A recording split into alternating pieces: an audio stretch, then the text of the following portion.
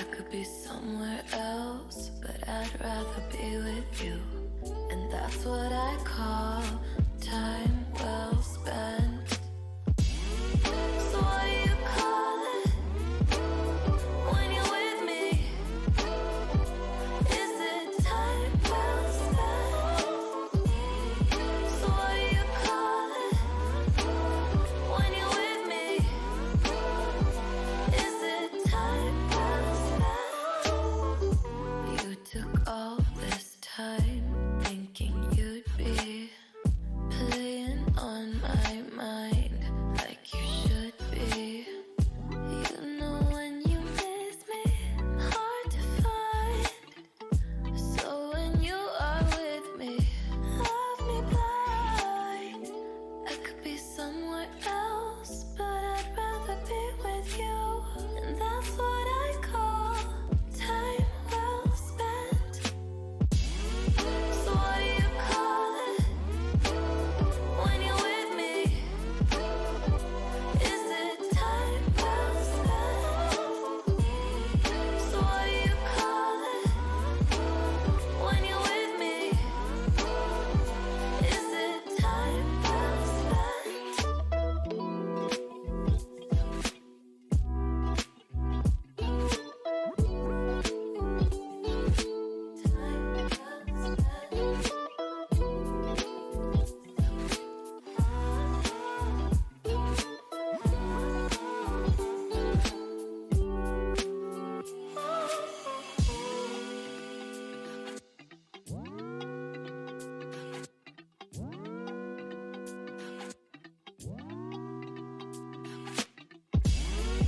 So what do you call it when you're with me?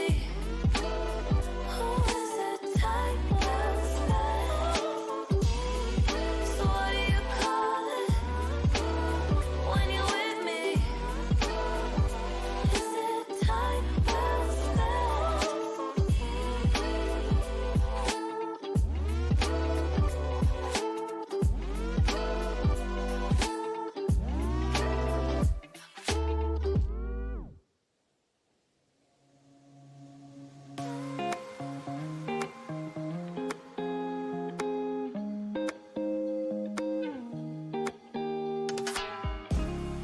I still remember how it used to be, holding hands, running wild and free.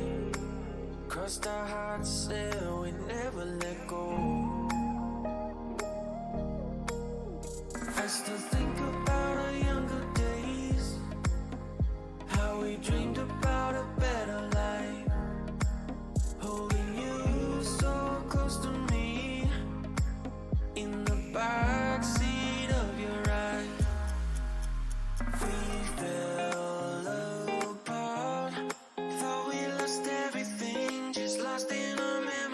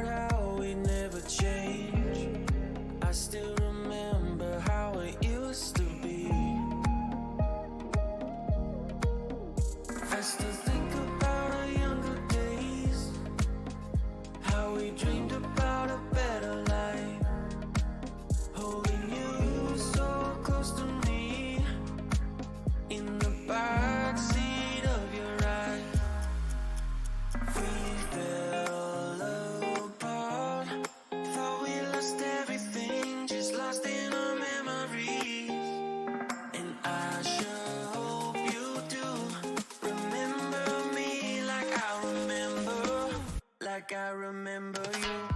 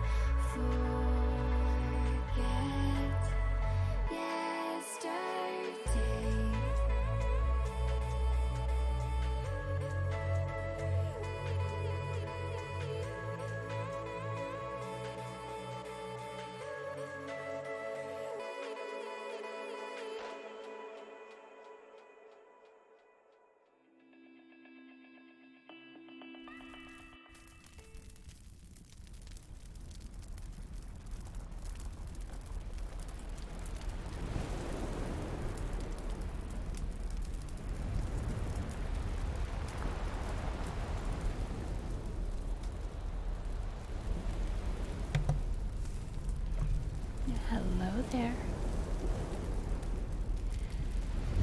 It looks like no one else is here. It's okay. That just means that I get to read whatever I want.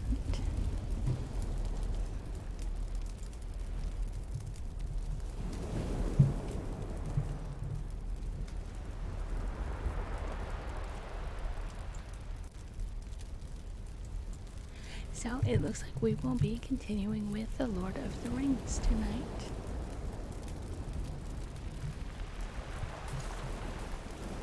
I don't remember what chapter I left off in, but I do know where I left off. My post-it note is still here, so let us continue with the adventures of our little hobbit friends.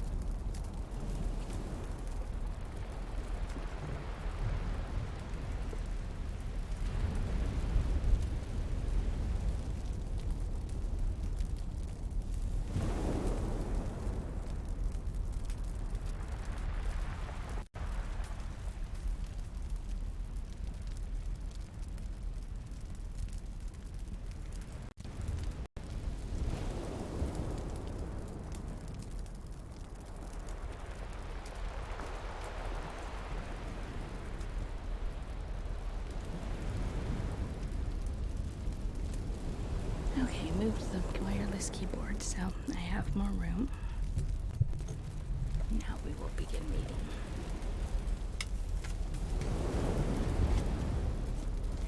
Sam and Peregrine had not been idle.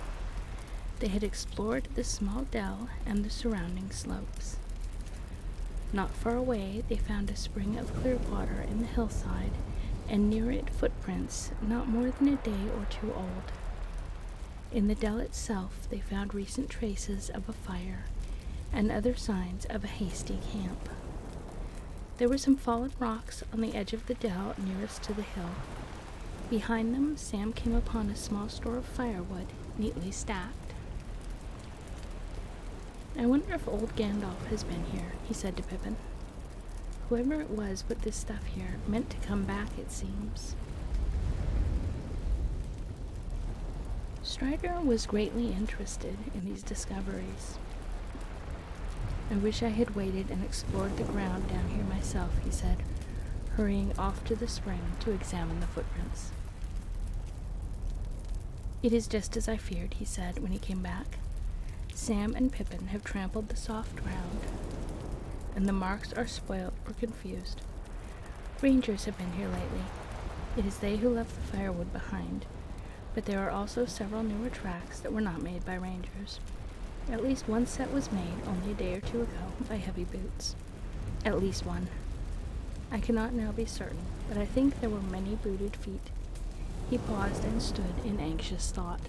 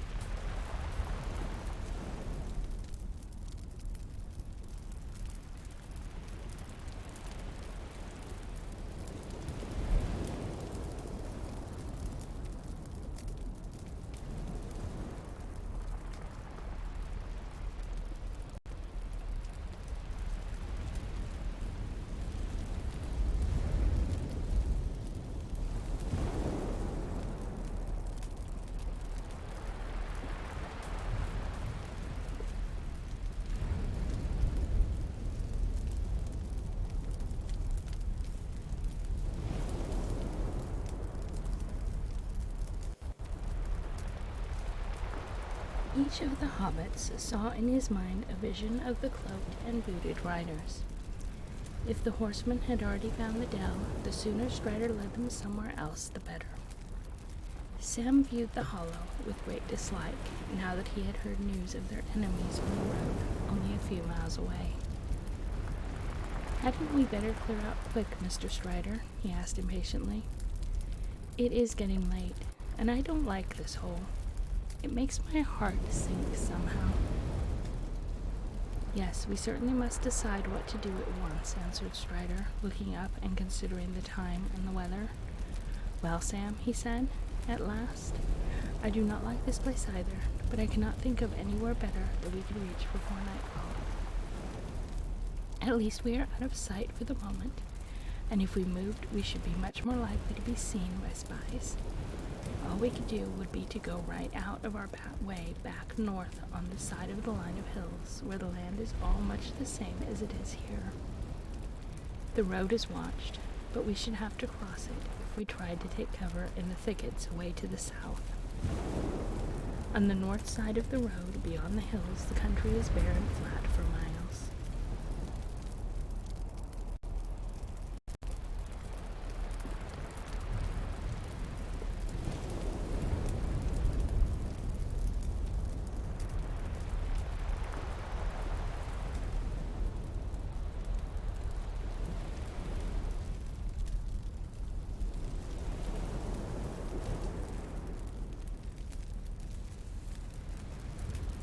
Can the riders see? Asked Mary. I mean, they seem usually to have used their noses rather than their eyes, smelling for us, if smelling is the right word, at least in the daylight. But you made us lie down flat when you saw them down below, and now you talk of being seen if we move. I was too careless on the hilltop, answered Strider. I was very anxious to find some sign of Gandalf, but it was a mistake for 3 of us to go up and stand there so long. For the black horses can see, and the riders can use men and other creatures as spies, as we found at Bree. They themselves do not see the world of light as we do, but our shapes cast shadows in their minds, which only the noon sun destroys. And in the dark they perceive many signs and forms which are hidden from us. Then they are most to be feared, and at all times they smell the blood of living things, desiring and hating it. Senses, too, there are other than sight and smell. We can feel their presence. It troubled our hearts as soon as we came here, and before we saw them. They feel ours more keenly. Also, he added, and his voice sank to a whisper, the ring draws them. Is there no escape then? Said Frodo, looking round wildly. If I move, I shall be seen and hunted. If I stay, I shall draw them to me. Strider laid his hand on his shoulder. There is still hope, he said. You are not alone. Let us take this wood that is set ready for the fire as a sign. There is little shelter or defense here, but fire shall serve for both. Sauron can put fire to his evil uses, as he can all things, but these riders do not love it and fear those who wield it. Fire is our friend in the wilderness. Maybe, muttered Sam. It is also as good a way of saying here we are as I can think of, bar shouting. Down in the lowest and most sheltered corner of the dell, they lit a fire and prepared a meal. The shades of evening began to fall, and it grew cold. They were suddenly aware of great hunger, for they had not eaten anything since breakfast, but they dared not make more than a frugal supper. The lands ahead were empty of all save birds and beasts, unfriendly places deserted by all the races of the world. Rangers passed at times beyond the hills, but they were few and did not stay. Other wanderers were rare and of evil sort. Trolls might stray down at times out of the northern valleys of the Misty Mountains. Only on the road would travelers be found, most often dwarfs, hurrying along on business of their own, with no help and few words to spare for strangers. I don't see how our food can be made to last, said Frodo. We have been careful enough in the last few days, and this supper is no feast, but we have used more than we ought, if we have 2 weeks still to go, and perhaps more. There is food in the wild, said Strider, berry, root, and herb, and I have some skill as a hunter at need. You need not be afraid of starving before winter comes. But gathering and catching food is long and weary work, and we need haste. So tighten your belts and think with hope of the tables of Elrod's house. The cold increased as darkness came on. Peering out from the edge of the dell, they could see nothing but a gray land now vanishing quickly into shadow. The sky above had cleared again and was slowly filled with twinkling stars. Frodo and his companions huddled round the fire, wrapped in every garment and blanket they possessed, but Strider was content with a single cloak and sat a little apart, drawing thoughtfully at his pipe. As night fell and the light of the fire began to shine out brightly, he began to tell them tales to keep their minds from fear. He knew many histories and legends of long ago, of elves and men and the good and evil deeds of the elder days. They wondered how old he was and where he had learned all this lore. "Tell us of Gil-galad," said Merry suddenly, when he paused at the end of a story of the elf kingdoms. "Do you know any more of that old lay that you spoke of?"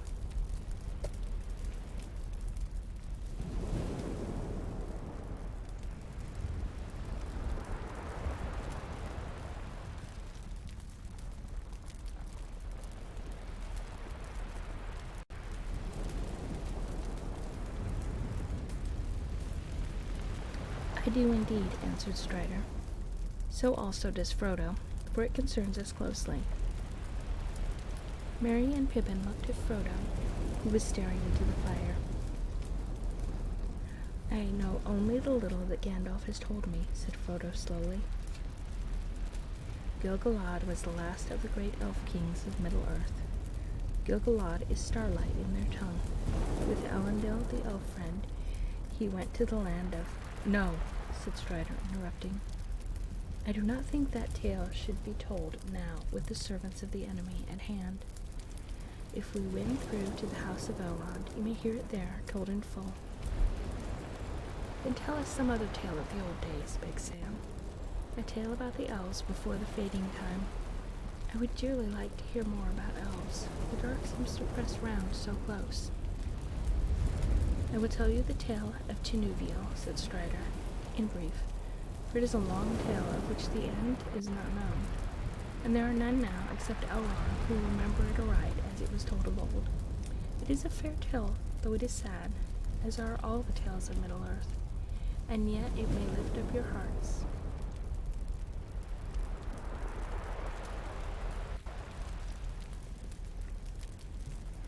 He was silent for some time, and then he began not to speak, but to chant softly. The leaves were long, the grass was green, the hemlock umbels tall and fair, and in the glade a light was seen, of stars and shadow shimmering.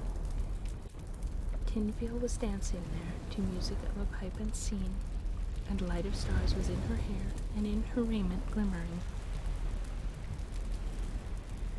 There Beren came from mountains cold, and lost he wandered under leaves, and where the elven river rolled, he walked alone and sorrowing. He peered between the hemlock leaves, and saw in wonder flowers of gold, upon her mantle and her sleeves, and her hair like shadow following. Enchantment healed his weary feet, that over hills were doomed to roam, and forth he hastened strong and fleet, and grasped at moonbeams listening. Through woven woods in elven home, she lightly fled on dancing feet, and left him lonely still to roam, in the silent forest listening. He heard there off the flying sound of feet as light as linden leaves, or music welling underground in hidden hollows quivering. Now withered lay the hemlock sheaves, and one by one with sighing sound, whispering fell the beechen leaves in the wintry woodland wavering. He sought her ever, wandering far, where leaves of years were thickly strewn, by light of moon and ray of star, in frosty heavens shivering. Her mantle glinted in the moon, as on a hilltop high and far she danced, and at her feet was strewn a mist of silver quivering. When winter passed, she came again, and her song released the sudden spring, like rising lark and falling rain and melting water bubbling. He saw the elven flower spring about her feet and healed again. He longed for her to dance and sing upon the grass untroubling. Again she fled, but swift he came. Tinuviel, Tinuviel. He called her by her elvish name, and there she halted, listening. One moment stood she, and a spell his voice laid on her, Beren came, and doom fell on Tinuviel, that in his arms lay glistening. As Beren looked into her eyes, within the shadows of her hair, the trembling starlight of the skies, he saw their mirror shimmering. Tinuviel the elven fair, immortal maiden, elven wise, about him cast her shadowy hair, and arms like silver glimmering. Long was the way that fate them bore, o'er stormy mountains cold and gray, through halls of iron and darkling door, and woods of nightshade marvellous. The sundering seas between them lay, and yet at last they met once more, and long ago they passed away, in the forest singing sorrowless. Strider sighed and paused before he spoke again. That is a song, he said, in the mode that is called Anthemnath among the elves, but is hard to render in our common speech, and this is but a rough echo of it. It tells of the meeting of Beren, son of Bahir and Luthien Tinuviel. Beren was a mortal man, but Luthien was the daughter of Thingol, a king of elves upon Middle-earth, when the world was young. And she was the fairest maiden that had ever been among all the children of this world. As the stars above the mists of the northern lands were her loveliness, and in her face was a shining light. In those days the great enemy, of whom Sauron of Mordor was but a servant, dwelt in Angband in the north, and the elves of the west, coming back to Middle-earth, made war upon him to regain the Silmarils which he had stolen. And the fathers of men aided the elves. But the enemy was victorious, and Barahir was slain, and Beren, escaping through great peril, came over the mountains of terror into the hidden kingdom of Thingol in the forest of Neldaroth. There he beheld Luthien singing and dancing in a glade beside the enchanted river Escaral, and he named her Tinuviel, that is nightingale in the language of old. Many sorrows befell them afterwards, and they were parted long. Tinuviel rescued Beren from the dungeons of Sauron, and together they passed through great dangers, and cast down even the great enemy from his throne, and took from his iron crown one of the 3 Silmarils, brightest of all jewels, to be the bride price of Luthien to Thingol her father. Yet at the last Beren was slain by the wolf that came from the gates of Angband, and he died in the arms of Tinuviel. But she chose mortality, and to die from the world, so that she might follow him. And it is sung that they met again beyond the sundering seas, and after a brief time walking alive once more in the green woods, together they passed long ago, beyond the confines of this world. So it is that Luthien Tinuviel, alone of the elf kindred, has died indeed and left the world, and they have lost her whom they most loved. But from her the lineage of the elf lords of old descended among men. There live still those of whom Luthien was the foremother, and it is said that her line will never fail. Elrond of Rivendell is of that kin, for of Beren and Luthien was born Dior Thingol's heir, and of him Elwing the White, whom Eärendil wedded, he that sailed his ship out of the mists of the world into the seas of heaven with the Silmaril upon his brow. And of Eärendil came the kings of Numenor, that is, Westerness. As Strider was speaking, they watched his strange eager face, dimly lit in the red glow of the wood fire. His eyes shone, and his voice was rich and deep. Above him was a black starry sky. Suddenly a pale light appeared over the crown of Weathertop behind him. The waxing moon was climbing slowly above the hill that overshadowed them, and the stars above the hilltop faded.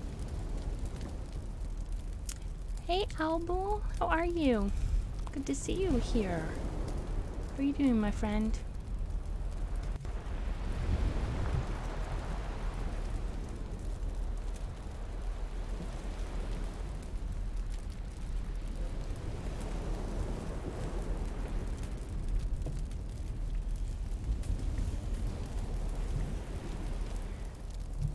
the story ended, the hobbits moved and stretched.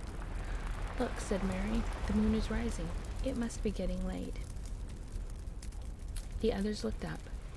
Even as they did so, they saw on the top of the hill something small and dark against the glimmer of the moonrise. It was perhaps only a large stone of jutting rock shone by the pale light. Sam and Merry got up and walked away from the fire.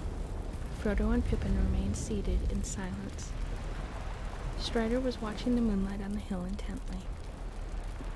All seemed quiet and still, but Frodo felt a cold dread creeping over his heart, now that Strider was no longer speaking. He huddled closer to the fire. At that moment, Sam came running back from the edge of the dell.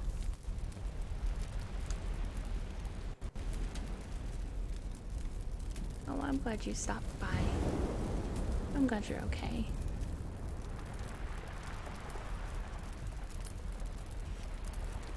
"Yeah, it is kind of late. I should try going live when it's daytime for me. One day I will stream earlier."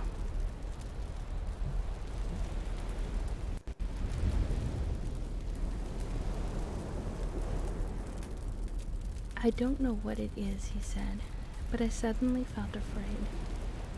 I dursn't go outside this dell for any money. I felt that something was creeping up the slope." "Did you see anything?" asked Frodo, springing to his feet. "No, sir. I saw nothing, but I didn't stop to look." "I saw something," said Merry, "or I thought I did. Away westwards where the moonlight was falling on the flats beyond the shadow of the hilltops. I thought there were 2 or 3 black shapes. They seemed to be moving this way." "Keep close to the fire with your faces outward," cried Strider. "Get some of the longer sticks ready in your hands." For a breathless time they sat there, silent and alert, with their backs turned to the wood fire, each gazing into the shadows that encircled them. Nothing happened. There was no sound or movement in the night. Frodo stirred, feeling that he must break the silence. He longed to shout out loud. "Hush," whispered Strider. "What's that?" gasped Pippin at the same moment. Over the lip of the little dell, on the side away from the hill, they felt, rather than saw, a shadow rise. One shadow, or more than one. They strained their eyes, and the shadow seemed to grow. Soon there could be no doubt. 3 or 4 tall black figures were standing around the slope, looking down on them. So black were they that they seemed like black holes in a deep shade behind them. Frodo thought he heard a faint hiss as of venomous breath and felt a thin piercing chill. Then the shapes slowly advanced. Terror overcame Pippin and Merry, and they threw themselves flat on the ground. Sam shrank to Frodo's side. Frodo was hardly less terrified than his companions. He was quaking as if he was bitter cold, but his terror was swallowed up in a sudden temptation to put on the ring. The desire to do this laid hold of him, and he could think of nothing else. He did not forget the barrow or the message of Gandalf, but something seemed to be compelling him to disregard all warnings, and he longed to yield. Not with the hope of escape or of doing anything, either good or bad, he simply felt that he must take the ring and put it on his finger. He could not speak. He felt Sam looking at him, as if he knew that his master was in some great trouble, but he could not turn towards it. He shut his eyes and struggled for a while. But resistance became unbearable, and at last he slowly drew out the chain and slipped the ring on the forefinger of his left hand. Immediately, though everything else remained as before, dim and black, the shapes were terribly clear. He was able to see beneath their black wrappings. There were 5 tall figures, 2 standing on the lip of the dell, 3 advancing. In their white faces burned keen and merciless eyes. Under their mantle were long gray robes. Upon their gray hairs were helms of silver. In their haggard hands were swords of steel. Their eyes fell on him and pierced him as they rushed towards him. Desperate, he drew his own sword, and it seemed to him that it flickered red as if it was a firebrand. 2 of the figures halted. The third was taller than the others. His hair was long and gleaming, and on his helm was a crown. In one hand he held a long sword, and in the other a knife. Both the knife and the hand that held it glowed with pale light. He sprang forward and bore down on Frodo. At that moment Frodo threw himself forward on the ground, and he heard himself cry aloud, "O Elbereth, Gilthoniel!" At the same time he struck at the feet of his enemy. A shrill cry rang out in the night, and he felt a pain like a dart of poisoned ice pierce his left shoulder. Even as he swooned, he caught, through a swirling mist, a glimpse of Strider leaping out of the darkness with a flaming brand of wood in either hand.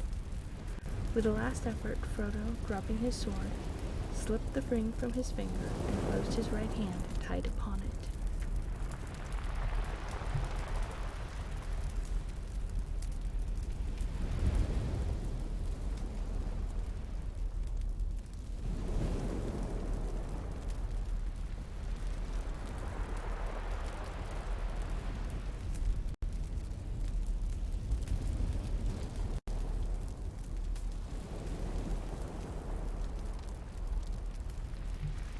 Chapter 12.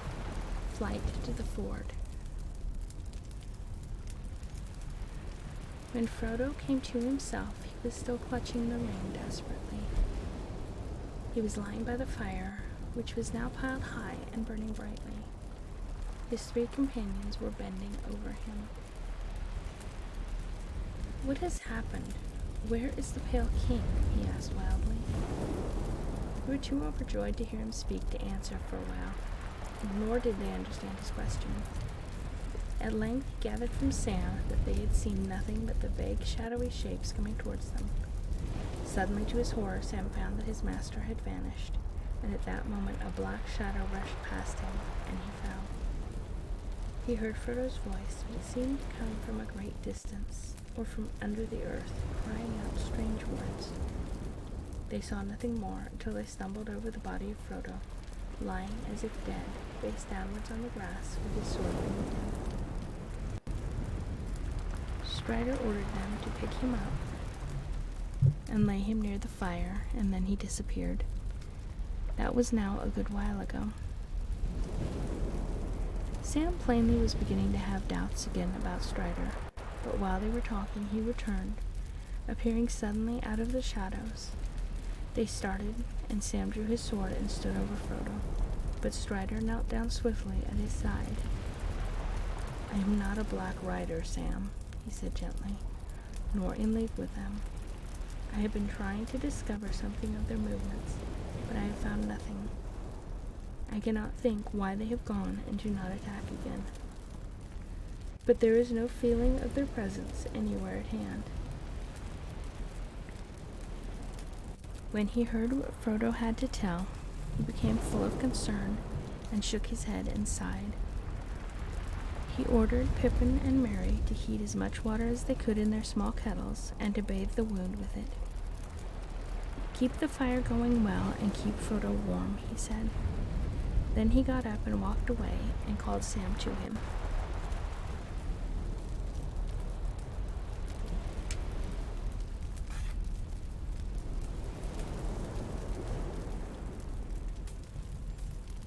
"I think I understand things better now," he said in a low voice.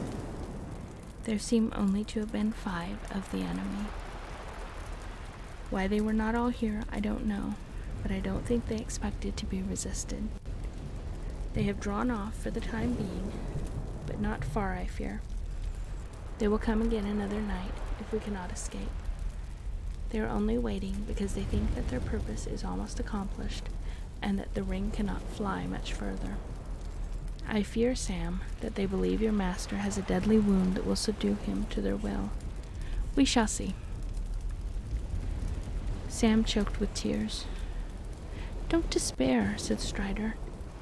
"You must trust me now. Your Frodo is made of sterner stuff than I had guessed, though Gandalf hinted that it might prove so. He is not slain, and I think he will resist the evil power of the wound longer than his enemies expect. I will do all I can to help and heal him.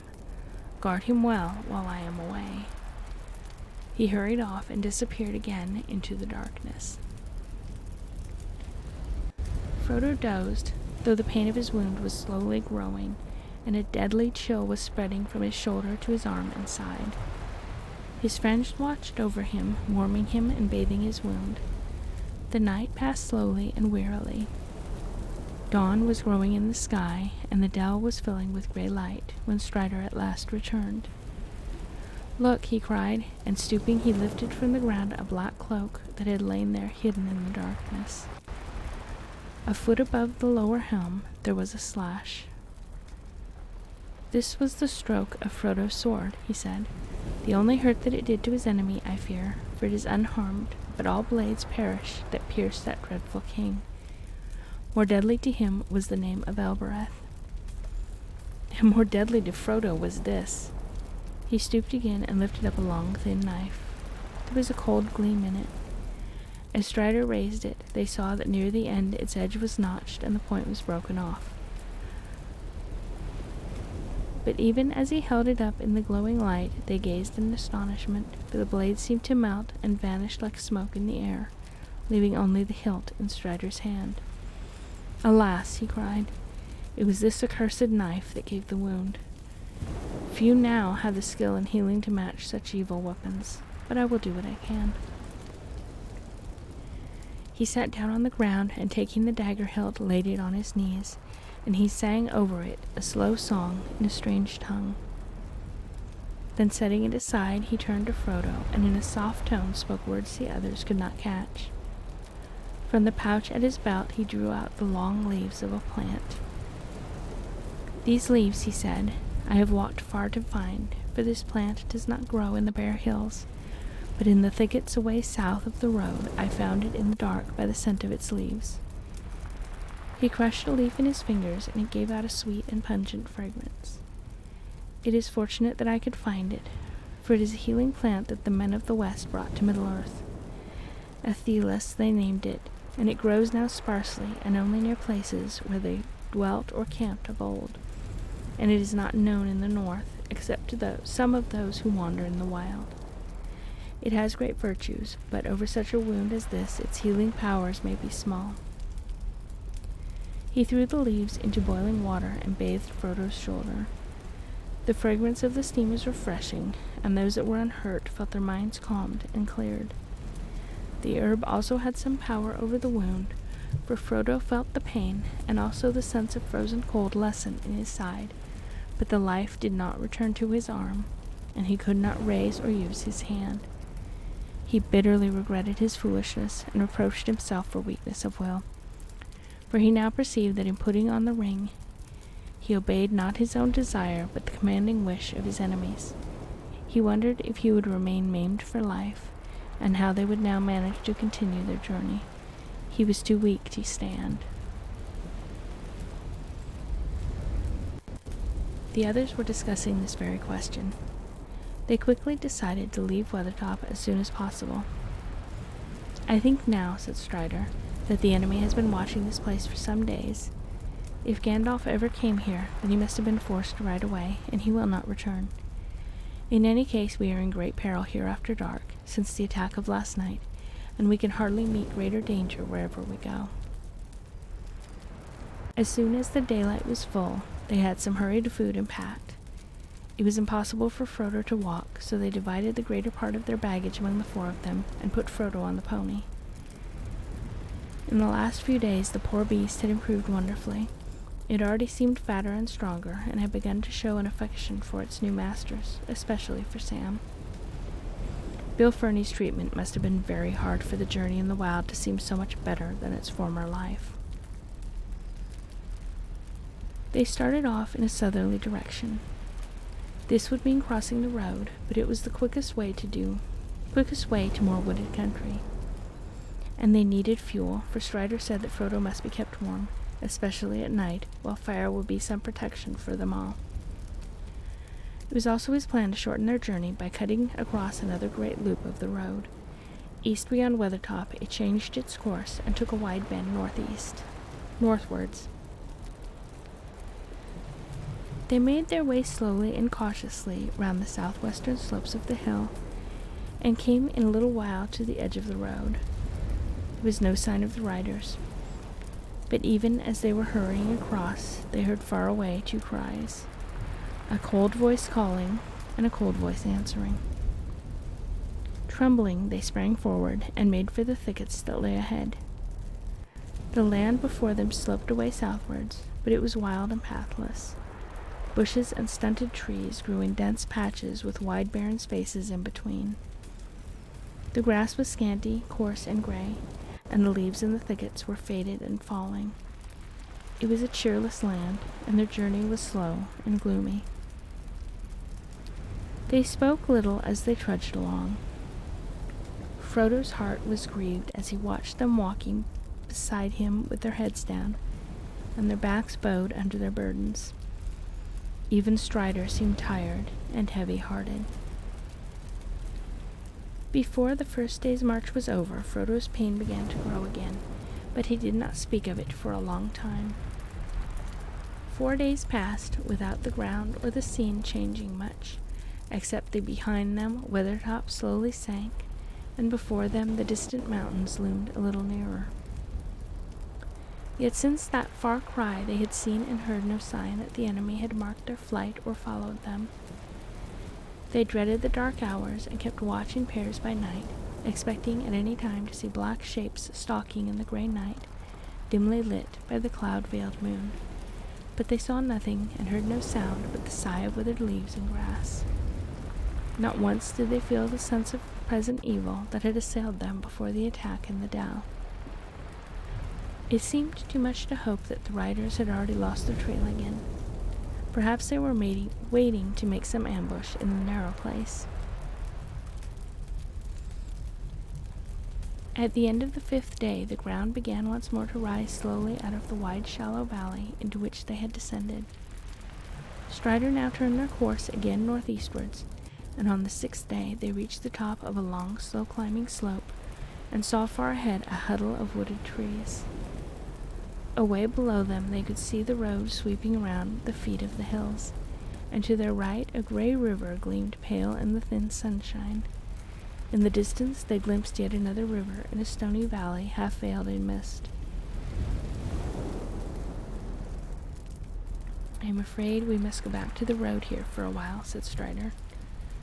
"We have now come to the river Horwell, that the elves call Mithriathal. It flows down out of the Etten Moors, the Troll Fells north of Rivendell, and joins the Loudwater away in the south. Some call it the Grey Flood after that. It is a great water before it finds the sea. There is no way over it below its sources in the Etten Moors, except by the last bridge on which the road crosses." "What is that other river we can see far away?" asked Merry. "That is Loudwater, the Brunnen of Rivendell," answered Strider. "The road runs along the edge of the hills for many miles from the bridge to the fort of Brunnen, but I have not yet thought how we shall cross that water. One river at a time. We shall be fortunate indeed if we do not find the last bridge held against us." Next day, early in the morning, they came down again to the borders of the road. Sam and Strider went forward, but they found no sign of any travelers or riders. Here, under the shadow of the hills, there had been some rain. Strider judged that it had fallen 2 days before and had washed away all footprints. No horseman had passed since then, as far as he could see. They hurried along with all the speed they could make, and after a mile or 2 they saw the last bridge ahead at the bottom of the short, steep slope. They dreaded to see black figures waiting there, but they saw none. Strider made them take cover in a thicket at the side of the road, while he went forward to explore.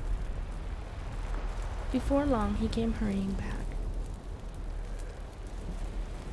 "I can see no sign of the enemy," he said. and I wonder very much what that means, but I have found something very strange." He held out his hand and showed a single pale green jewel. "I found it in the mud in the middle of the bridge," he said. "It is a beryl, an elfstone. Whether it was set there or let fall by chance, I cannot say, but it brings hope to me. I will take it as a sign that we may pass the bridge, but beyond that I dare not keep to the road without some clearer token."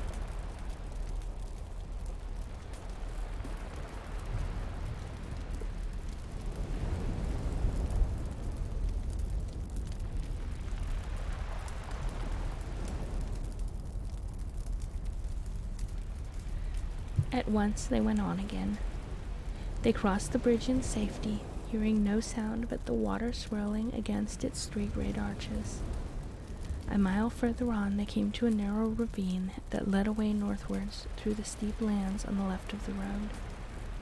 Here Strider turned aside, and soon they were lost in a somber country of dark trees winding among the feet of sullen hills. The hobbits were glad to leave the cheerless lands and the perilous road behind them, but this new country seemed threatening and unfriendly.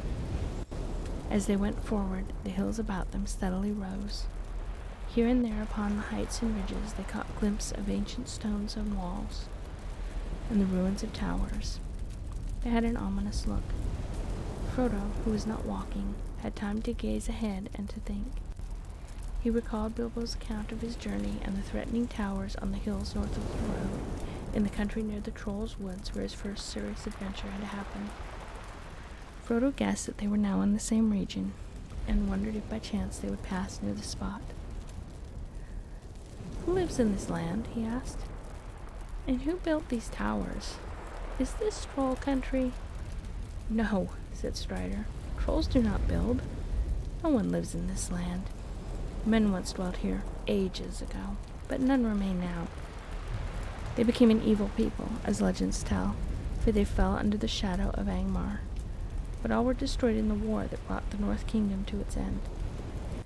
But that is now so long ago that the hills have forgotten them, though a shadow still lies on the land." "Where did you learn such tales if all the land is empty and forgetful?" asked Peregrine. "The birds and beasts do not tell tales of that sort." "The heirs of Elendil do not forget all things past," said Strider, "and many more things than I can tell you are remembered in Rivendell."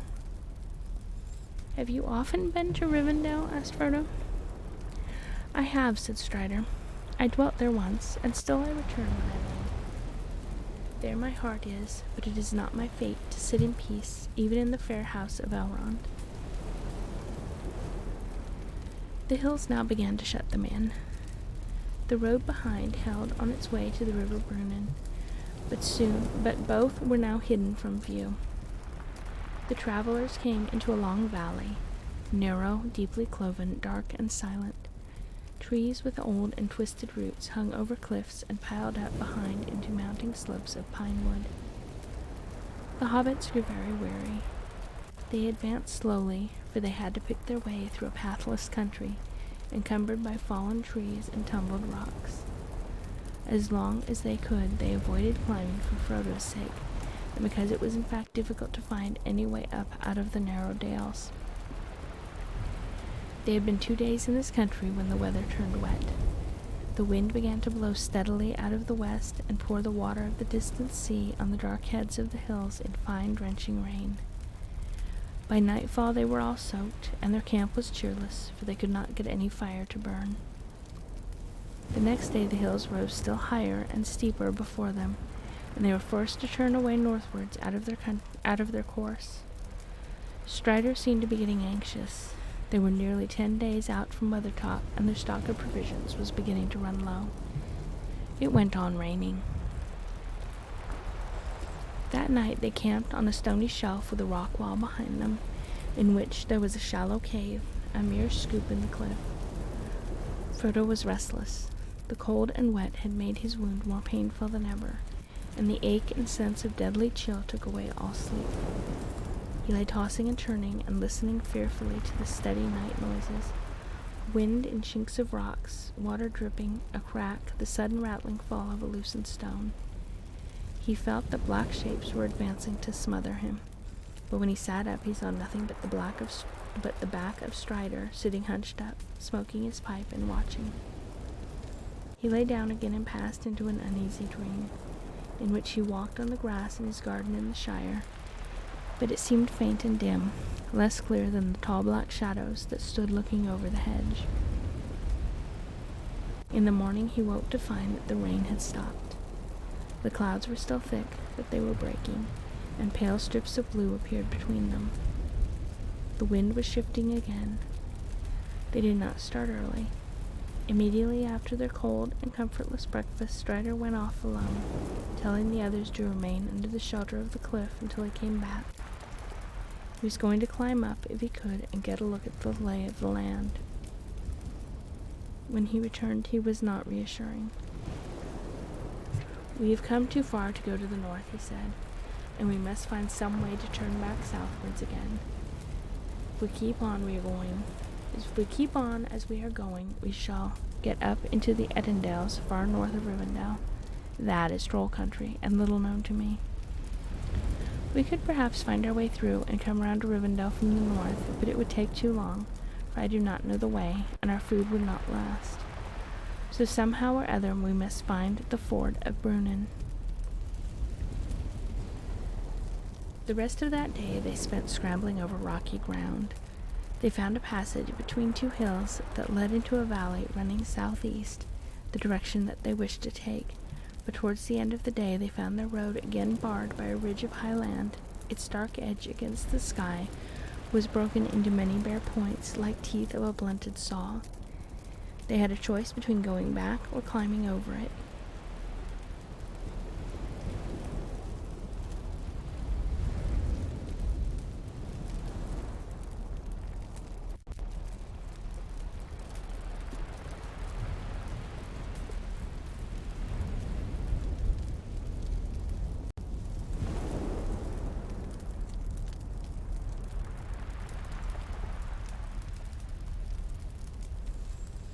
They decided to attempt the climb, but it proved very difficult. Before long, Frodo was obliged to dismount and struggle along on foot. Even so, they often despaired of getting their pony up, or indeed of finding a path for themselves, burdened as they were. The light was nearly gone, and they were all exhausted when at last they reached the top. They had climbed on to a narrow saddle between two higher points, and the land fell steeply away again, only a short distance ahead. Frodo threw himself down and lay on the ground shivering. His left arm was lifeless, and his side and shoulder felt as if icy claws were laid upon them. The trees and rocks above him seemed shadowy and dim. "We cannot go any further," said Merry to Strider. "I'm afraid this has been too much for Frodo. I'm dreadfully anxious about him. What are we to do? Do you think they'll be able to cure him in Rivendell if we ever get there?" "You say climb. I say climb too. They may as well. They've come this far, right?" "We shall see," answered Strider. "There is nothing more that I can do in the wilderness, and it is chiefly because of his wound that I am so anxious to press on. But I agree that we can go no further tonight." "What is the matter with my master?" asked Sam in a low voice, looking appealingly at Strider. "His wound was small, and it is already closed. There's nothing to be seen but a cold white mark on his shoulder." "Frodo has been touched by the weapons of the enemy," said Strider, "and there is some poison or evil at work that is beyond my skill to drive out. But do not give up hope, Sam." Night was cold up on the high ridge. They lit a small fire down under the gnarled roots of an old pine that hung over a shallow pit. It looked as if stone had once been quarried there. They sat huddled together. The wind blew chill through the pass, and they heard the treetops lower down moaning and sighing. Frodo lay half in a dream, imagining that endless dark wings were sweeping by above him, and that on the wings rode pursuers that sought him in all the hollows of the hills. The morning dawned bright and fair. The air was clean, and the light pale and clear in a rain-washed sky. Their hearts were encouraged, but they longed for the sun to warm their cold, stiff limbs. As soon as it was light, Strider took Mary with him and went to survey the country from the height to the east of the pass. The sun had risen and was shining brightly when he returned with more comforting news. They were now going more or less in the right direction. If they went on, down the further side of the ridge, they would have the mountains on their left. Some way ahead, Strider had caught a glimpse of the Loudwater again, and he knew from that, though it was hidden from view, the road to the ford was not far from the river and lay on the side nearest to them. "We must make for the road again," he said. "We cannot hope to find a path through these hills. Whatever danger may beset it, the road is our only way to the ford." As soon as they had eaten, they set out again. They climbed slowly down the southern side of the ridge, but the way was much easier than they had expected, for the slope was far less steep on this side, and before long Frodo was able to ride again. Bill Ferny's poor old pony was developing an unexpected talent for picking out a path and for sparing its rider as many jolts as possible. The spirits of the party rose again. Even Frodo felt better in the morning light, but every now and again a mist seemed to obscure his sight, and he passed his hands over his eyes. Pippin was a little ahead of the others. Suddenly he turned round and called to them. "There is a path here," he cried. When they came up with him, they saw that he had made no mistake. There was clearly the beginnings of a path that climbed with many windings out of the woods below and faded away on the hilltop behind. In places it was now faint and overgrown, or choked with fallen stones and trees, but at one time it seemed to have been very much used. It was a path made by strong arms and heavy feet. Here and there old trees had been cut or broken down, and large rocks cloven or heaved aside to make a way. They followed the track for some while, for it offered much the easiest way down, but they went cautiously, and their anxiety increased as they came into the dark woods, and the path grew plainer and broader. Suddenly, coming out of a belt of fir trees, it ran steeply down a slope, and turned sharply to the left round the corner of a rocky shoulder of the hill. When they came to the corner, they looked round and saw that the path ran on over a level strip under the face of a low cliff overhung with trees. In the stony wall there was a door hanging crookedly ajar upon one great hinge. Outside the door they all halted. There was a cave or rock chamber behind, but in the gloom inside nothing could be seen. Strider, Sam, and Mary, pushing with all their strength, managed to open the door a little wider, and then Strider and Mary went in. They did not go far, for on the floor lay many old bones, and nothing else was to be seen near the entrance except some great empty jars and broken pots. "Surely this is a troll hole, if ever there was one," said Pippin. "Come out, you two, and let us get away. Now we know who made the path, and we had better get off it quick." "There is no need, I think," said Strider, coming out. "It is certainly a troll hole, but it seems to have been long forsaken. I don't think we need be afraid. But let us go on down warily, and we shall see."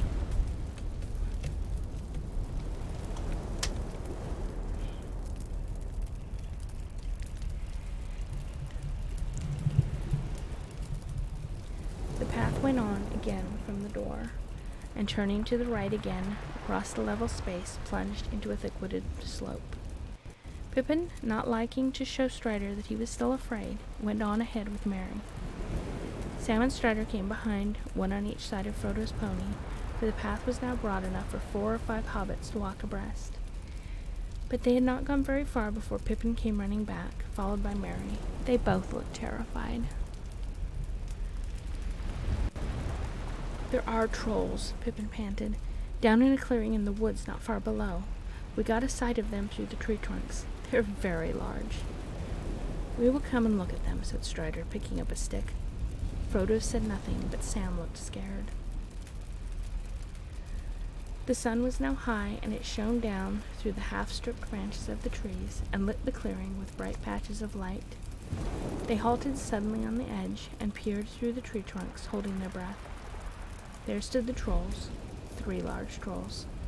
One was stooping, and the other 2 stood staring at him. Strider walked forward unconcernedly. "Get up, old stone," he said, and broke his stick upon the stooping troll.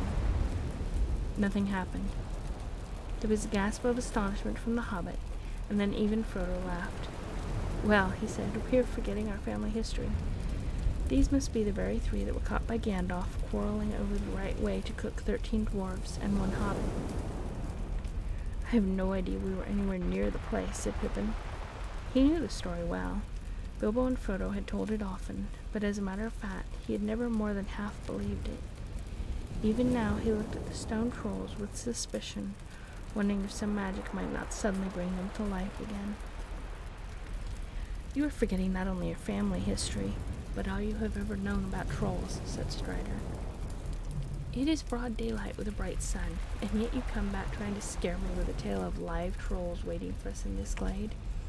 In any case, you might have noticed that one of them has an old bird's nest behind his ear. That would be a most unusual ornament for a live troll." They all laughed. Frodo felt his spirits reviving. The reminder of Bilbo's first successful adventure was heartening. The sun, too, was warm and comforting, and the mist before his eyes seemed to be lifting a little. They rested for some time in the glade, and took their midday meal right under the shadow of the troll's large legs. "Won't somebody give us a bit of a song while the sun is high?" said Merry when they had finished. "We haven't had a song or tale for days." "Not since Weathertop," said Frodo. The others looked at him. "Don't worry about me," he added. "I feel much better, but I don't think I could sing. Perhaps Sam could dig something out of his memory." "Come on, Sam," said Merry. "There's more stored in your head than you let on about." "I don't know about that," said Sam. "But how would this suit? It ain't what I call proper poetry, if you understand me. Just a bit of nonsense. But these old images here brought it to my mind." Standing up, with his hands behind his back, as if he were at school, he began to sing to an old tune. Troll sat alone on his seat of stone, and munched and mumbled a bare old bone. For many a year he had gnawed it near, for meat was hard to come by. Done by, gum by. In a cave in the hills he dwelt alone, and meat was hard to come by. Up came Tom with his big boots on. Said he to Troll, "Pray, what is yon? For it looks like the shin of mine Uncle Tim, as should be a lion in graveyard, caveyard, paveyard. This many a year has Tim been gone, and I thought he were lying in graveyard." "My lad," says the Troll, "this bone I stole, but what be bones that lie in a hole? Thine uncle was dead as a lump o' lead, afore I found his shin bone, tin bone, thin bone. He can spare a share for poor old Troll, for he don't need his shin bone."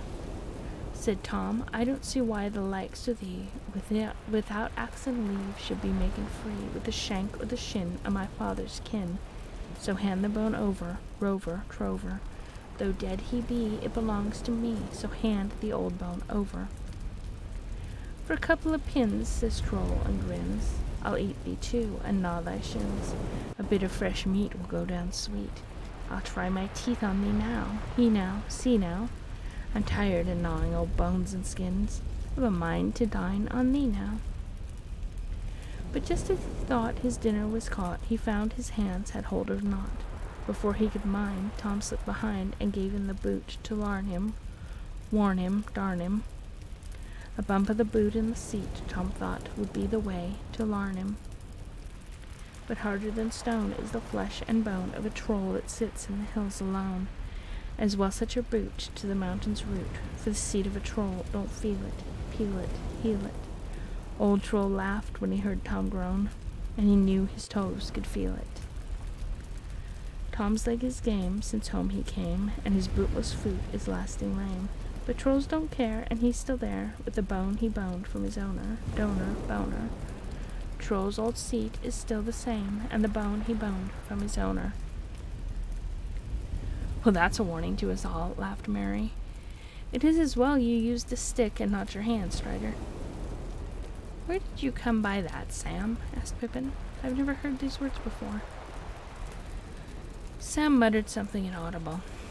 "It's out of his own head, of course," said Frodo.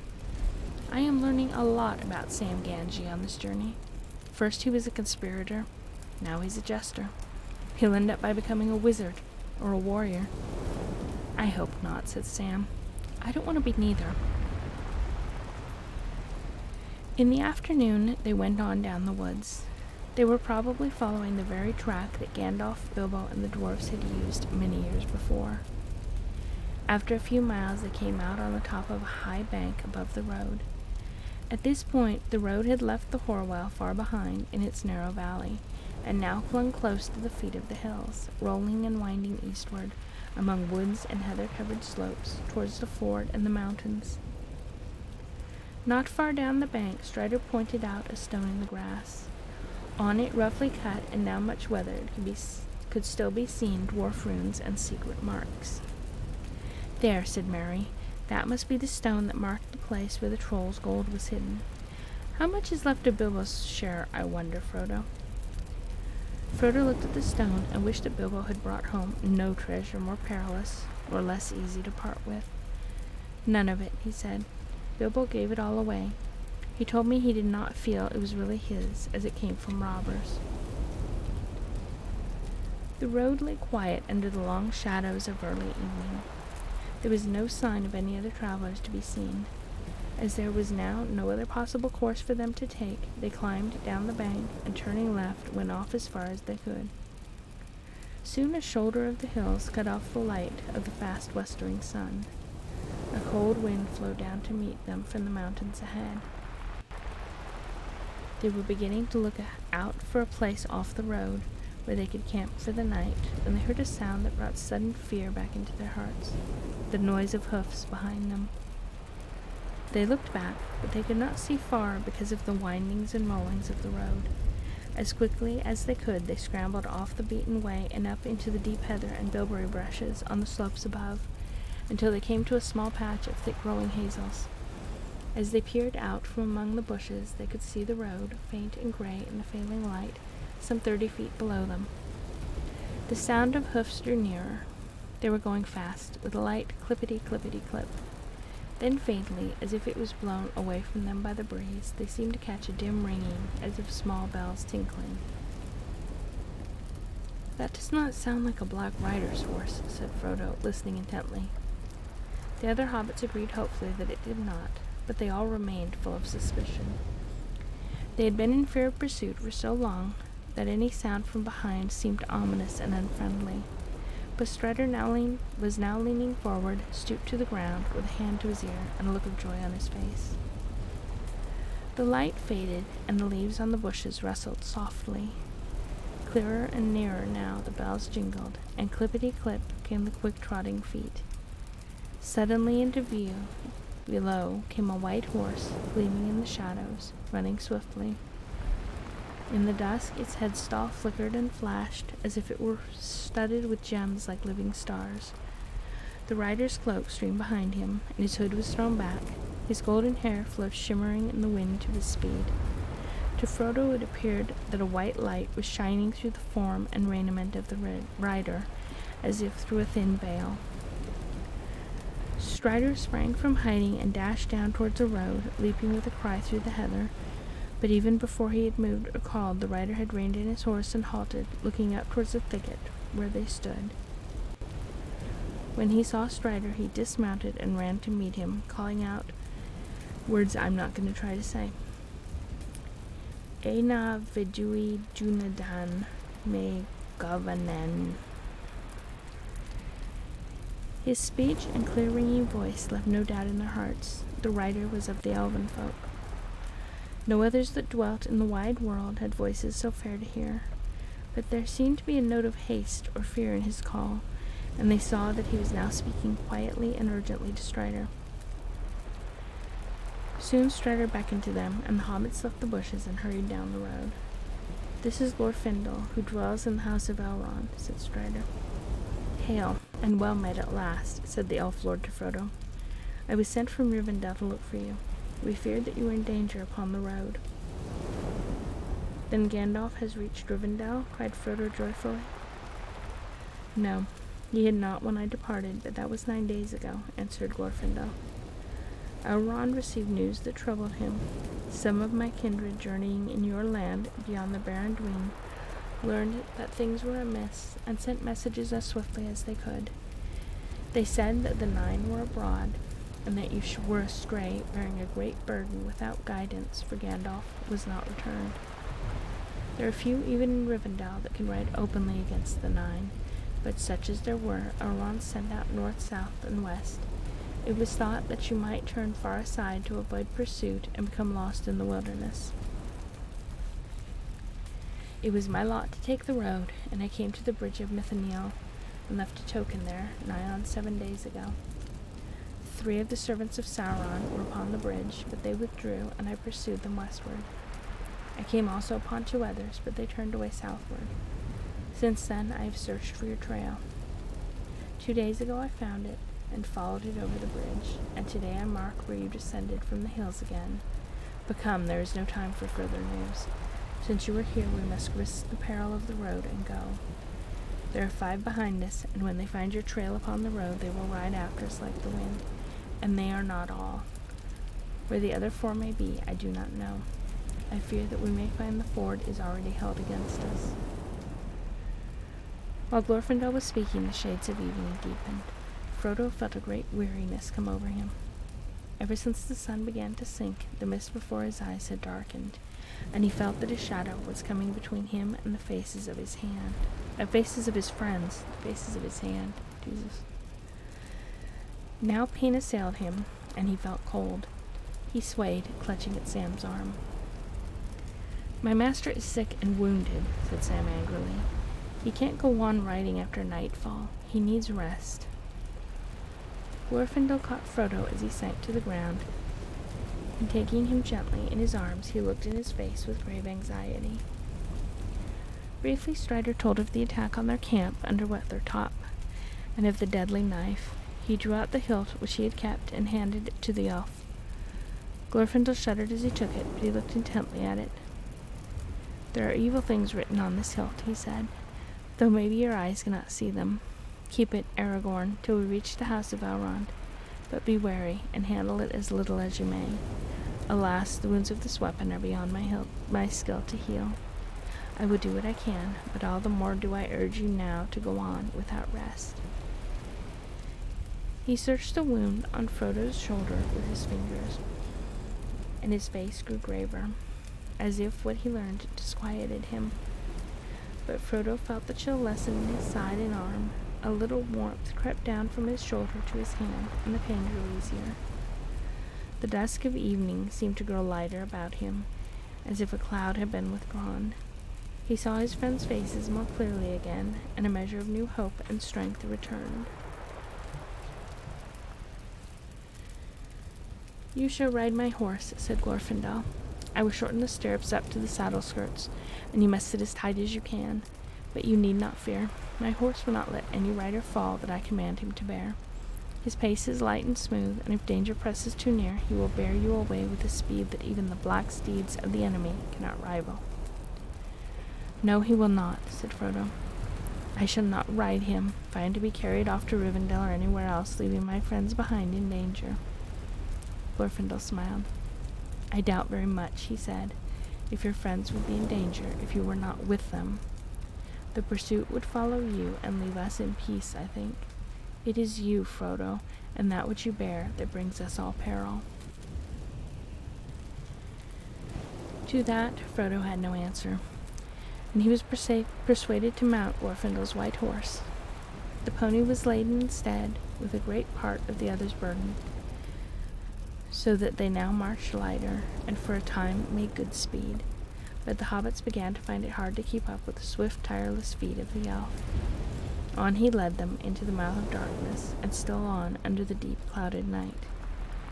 There was neither star nor moon. Not until the gray of dawn did he allow them to halt.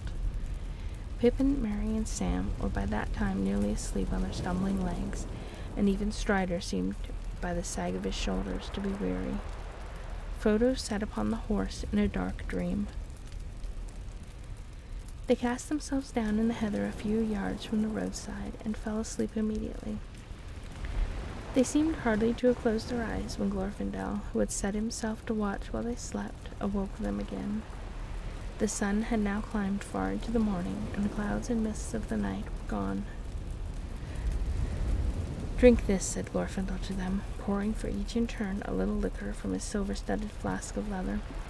It was clear as spring water and had no taste, and it did not feel either cold or warm in the mouth, but strength and vigor seemed to flow into all their limbs as they drank it. Eaten after that draught, the stale bread and dried fruit, which was now all that they had left, seemed to satisfy their hunger better than many a good breakfast in the Shire had done.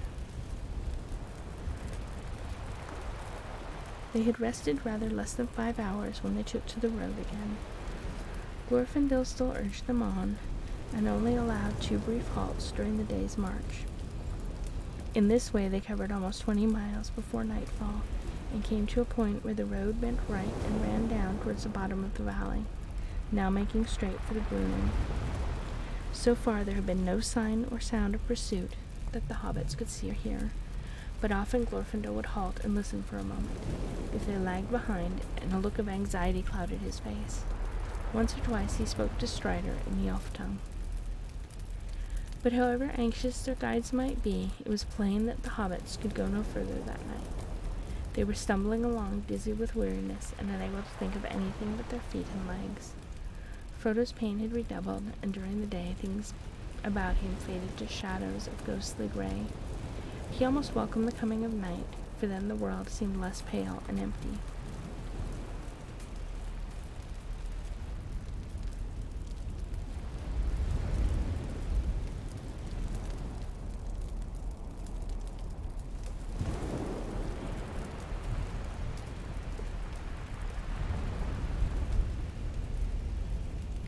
The hobbits were still weary when they set out again early next morning.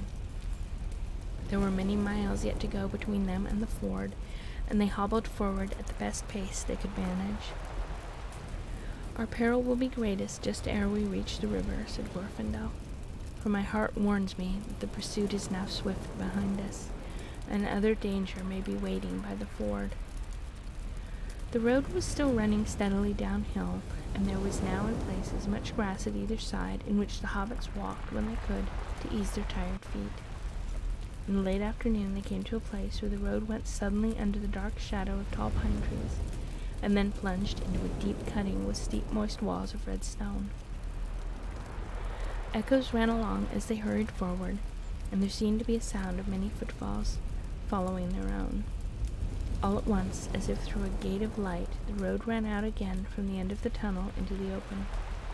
There at the bottom of a sharp incline they saw before them a long flat mile, and beyond that the ford of Rivendell.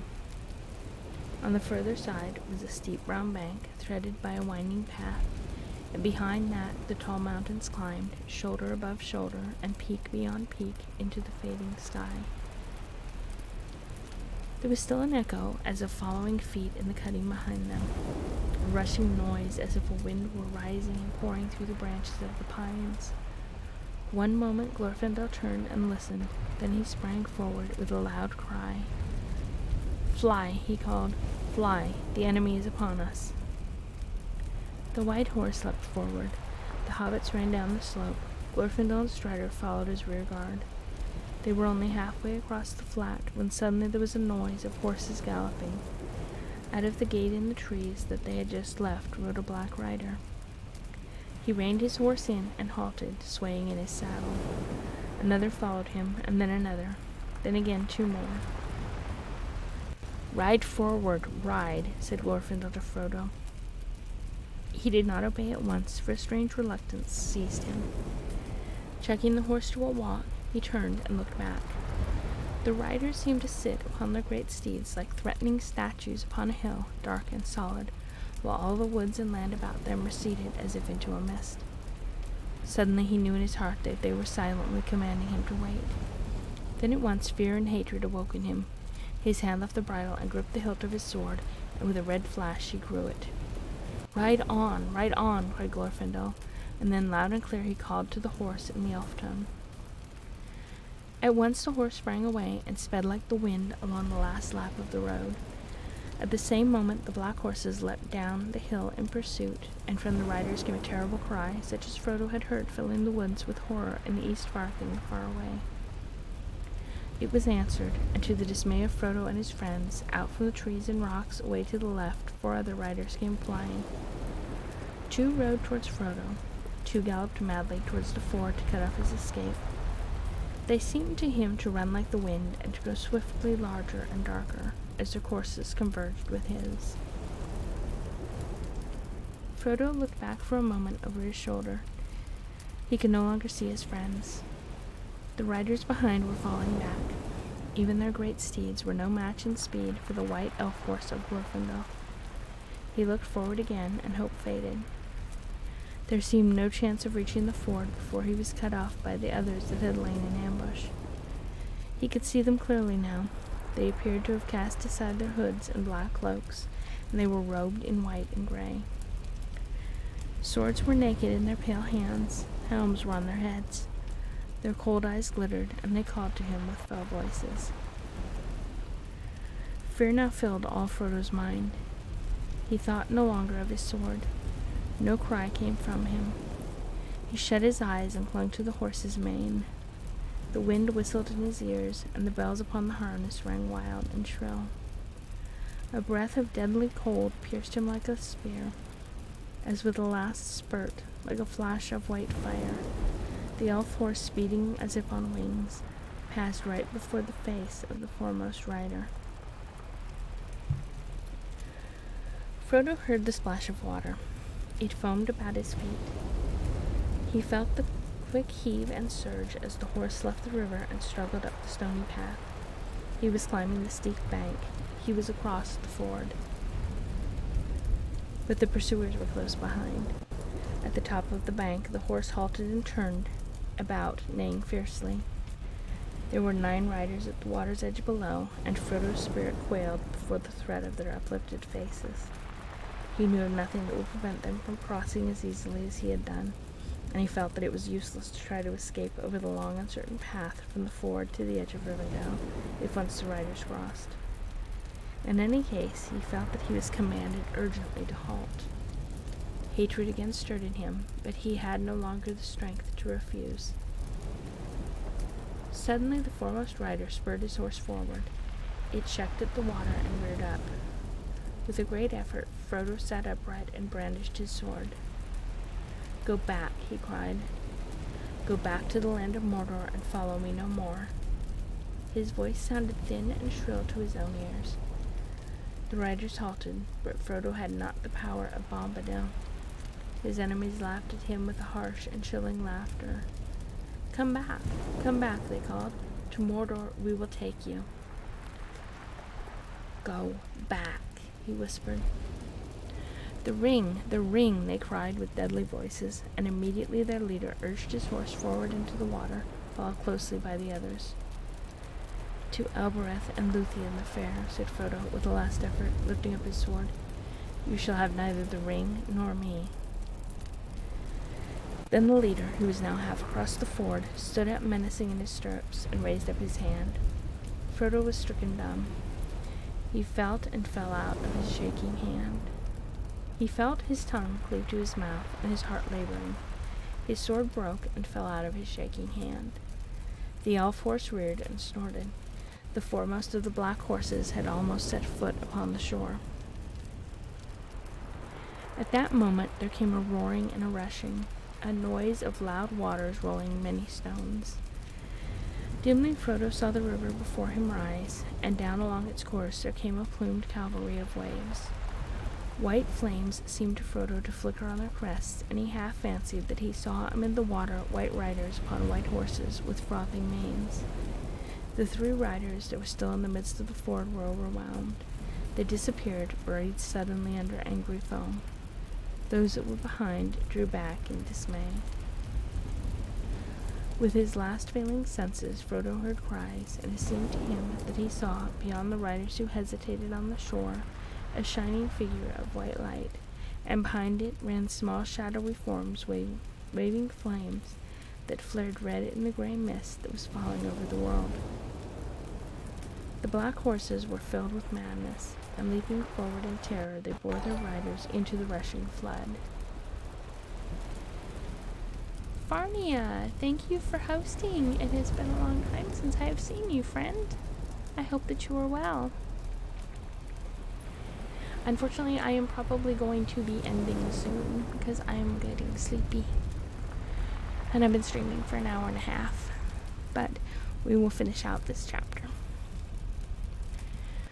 The black horses were filled with madness, and leaping forward in terror, they bore their riders into the rushing flood. Their piercing cries were drowned in the roaring of the river as it carried them away.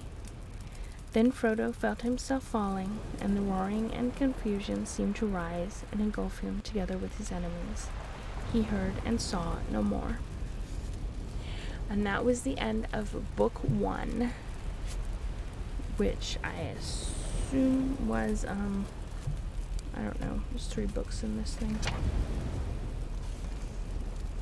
What was Book 1? What book did we finish? Okay, so we just finished The Fellowship of the Ring, Book 1.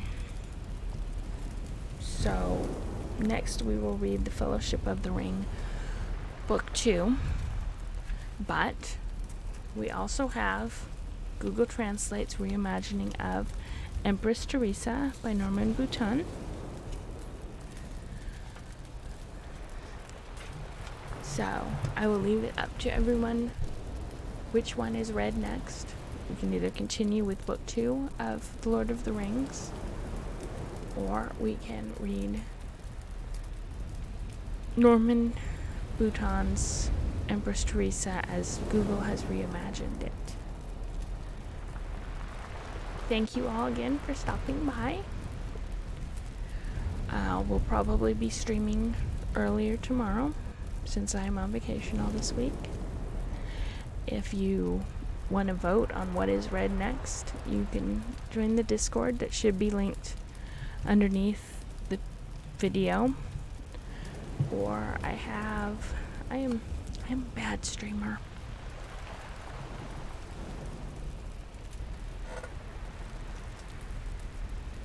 There should be oh god, I need my keyboard.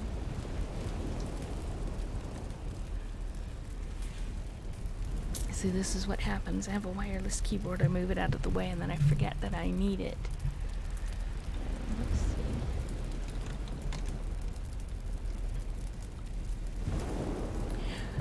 There is the Discord. I usually post there when I'm going live, and I also post on my Twitter. Username there is Sakura, the same as it is here. And like I said, I'm going to try to go live tomorrow. Hopefully maybe a little earlier. Maybe later. Who knows? But we will read whatever the viewers decide we will read at that time.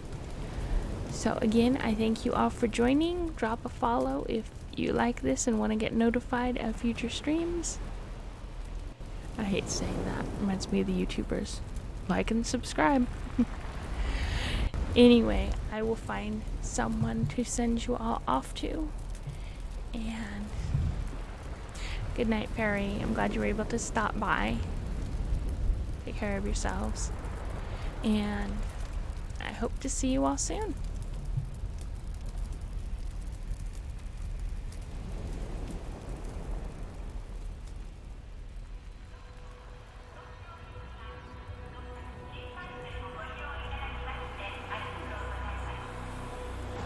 Initiating goodnight sequence.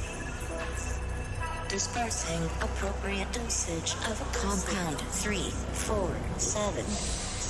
Initiating phase 1 of memory calibration. This won't hurt a bit. Just close your eyes.